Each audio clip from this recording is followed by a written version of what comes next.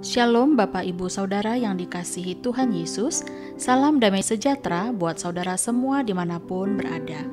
Kembali saya mengajak Bapak Ibu Saudara, mari kita bersaat teduh dan berdoa dalam renungan penuntun kehidupan setiap hari. Kiranya Allah Roh Kudus senantiasa menuntun dan menyertai kita semua. Tema renungan firman Tuhan hari ini, lampu peringatan. Nats Alkitab terdapat di dalam Mazmur 119 ayat 111. Demikianlah firman Tuhan. Peringatan-peringatanmu adalah milik pusakaku untuk selama-lamanya, sebab semuanya itu kegirangan hatiku. Bapak Ibu Saudara yang dikasihi Tuhan Yesus, dalam dunia kerja kita mengenal tentang SP, yaitu singkatan dari surat peringatan, di mana surat ini seperti lampu peringatan yang dibuat oleh seorang atasan kepada bawahannya karena telah melakukan kesalahan. Entah kesalahan itu sudah sangat besar atau sudah sangat sering dilakukan. Nah, biasanya sekali surat peringatan itu dikeluarkan, artinya perusahaan itu memberikan toleransi dan berharap pekerja dapat memperbaiki kesalahannya. Akan tetapi apabila pekerja sampai menerima surat peringatan lebih daripada 1 atau 2 kali, maka ancaman dipecat bisa saja terjadi.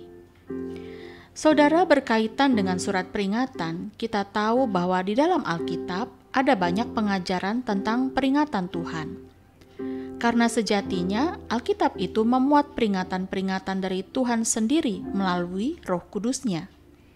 Artinya apa? Artinya, ketika kita membaca Alkitab atau ketika kita mendengarkan khotbah, kita percaya di sana ada pimpinan Roh Kudus. Kita tahu bahwa salah satu pekerjaan Roh Kudus adalah menginsafkan kita akan dosa. Dan kalau kita meresponi firman-Nya dengan benar, maka yang terjadi adalah Roh Kudus akan mengurapi untuk menghidupkan pengertian yang murni di dalam hati dan pikiran kita. Dan dengan kita memiliki pengertian yang murni tersebut, maka itu akan memampukan kita untuk melihat hidup yang bertobat itu seperti apa, hidup benar dan suci itu seperti apa, dan hidup setia kepada Tuhan itu seperti apa. Nah, persoalannya, apakah kita mau dengan rela hati meresponi lampu peringatan Tuhan yang ditujukan kepada kita? Saudara, kalau kita mempelajari kitab Mazmur pasal 119 secara utuh, kita akan melihat bagaimana kecintaan pemazmur terhadap firman Tuhan. Ia meyakini bahwa firman itu milik pusaka, yang artinya ini adalah harta warisan hidup orang percaya. Apa alasannya sehingga pemazmur begitu cinta dan bahkan membutuhkan firman Tuhan untuk menuntun kehidupannya? Alasan pertama, mengapa pemazmur membutuhkan firman atau peringatan Tuhan adalah supaya ia jangan berdosa kepada Tuhan. Mazmur 119 ayat 11 berkata, "Dalam hatiku aku menyimpan janjimu supaya aku jangan berdosa terhadap Engkau." Tahukah saudara bahwa dosa dapat merusak roh, tubuh, dan jiwa kita? Itu sebabnya kita sangat memerlukan firman sebagai penuntun sekaligus peringatan agar dosa tak lagi menjadi sesuatu yang kita lakukan waktu demi waktu, tetapi kita mulai hidup kudus. Suatu kehidupan yang akan diberkati Tuhan dan yang akan dijadikannya sebagai suatu kesaksian yang memuliakannya.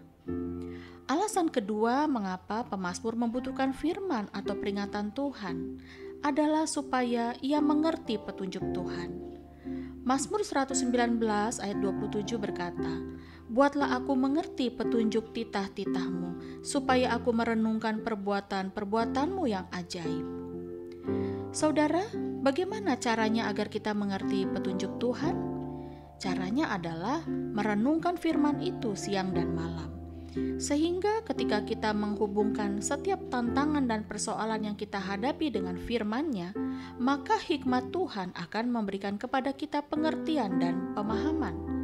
Dan pada akhirnya saudaraku, kita dapat bersyukur dan memuji Tuhan karena kita dapat merasakan dan melihat bahwa Tuhan turut bekerja dalam setiap perkara untuk mendatangkan kebaikan bagi kita yang mengasihi Dia. Dan alasan ketiga mengapa pemazmur membutuhkan firman atau peringatan Tuhan adalah supaya menjadikannya lebih bijaksana, mengerti, dan berakal budi.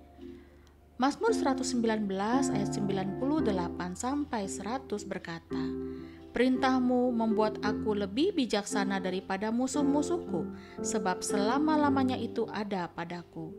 Aku lebih berakal budi daripada semua pengajarku, sebab peringatan-peringatanmu kurenungkan. Aku lebih mengerti daripada orang-orang tua, sebab aku memegang titah-titahmu." Saudaraku, ketahuilah manfaat besar yang kita dapatkan ketika meresponi peringatan Tuhan atau petunjuknya, yaitu panca indera kita makin terlatih. Artinya kita menjadi peka untuk membedakan mana yang baik dan mana yang jahat. Ada perubahan paradigma, ada perubahan pengertian, dan ada perubahan perilaku. Tentu ini tidak terjadi seketika, saudaraku, tetapi bila kita bertekad dan konsisten menjadikan firman Tuhan itu sebagai peringatan dan petunjuk day by day, maka hidup kita pasti berubah. Nah, Bapak Ibu Saudara yang dikasihi Tuhan, seberapa besarnya saudara mencintai firman Tuhan? Firman Tuhan itu diibaratkan sebagai pelita yang memancarkan cahaya untuk menerangi jalan kita. Kita tahu kalau tidak ada cahaya, maka hidup kita gelap. Kita akan tersandung, tersesat, dan jatuh. Firman Tuhan itu diibaratkan juga sebagai cermin. Kita tahu bukan kegunaan cermin? Melalui cermin kita bisa melihat apakah wajah kita bersih, dandanan kita sudah pas, dan pakaian kita rapi. Demikianlah firman Tuhan menolong kita memeriksa apakah hidup kita sudah benar dan baik di hadapan Tuhan. Dan firman Tuhan juga diibaratkan sebagai pedang, yang artinya ia berkuasa dan mampu menuntun kepada kehidupan yang sesuai dengan kehendak Tuhan dan yang berkenan baginya. Apakah saudara mau lebih lagi mencintai firman-Nya dan bertekad hidup di dalamnya? Perhatikanlah jika lampu peringatan Tuhan dinyalakan. Amin. Mari kita berdoa. Bapa di dalam surga, sungguh kami bersyukur buat kebenaran firman-Mu yang hari ini kembali mengingatkan kami bahwa mencintai dan melakukan firman-Mu itu baik. Terlebih apabila firman-Mu datang sebagai lampu peringatan untuk menunjukkan kepada kami mana yang benar dan mana yang salah, mana yang dikehendaki Allah dan mana yang tidak berkenan bagi Allah, sehingga hidup kami dijauhkan dari berbuat dosa. Tanamkan ke dalam hati kami kegirangan akan firman-Mu ya Bapa, bahkan tekad untuk menghidupinya hari lepas hari. Di dalam nama Tuhan Yesus kami berdoa. Amin. Kiranya berkat yang sempurna dari Allah Bapa, kasih karunia dari Tuhan Yesus Kristus, dan persekutuan yang indah dengan Roh Kudus menyertai kita semua dari sekarang ini dan sampai selama-lamanya. Maju terus dalam tuntunan Tuhan saudara, tetap semangat. Sampai jumpa esok hari di penuntun kehidupan setiap hari, dan Tuhan Yesus memberkati.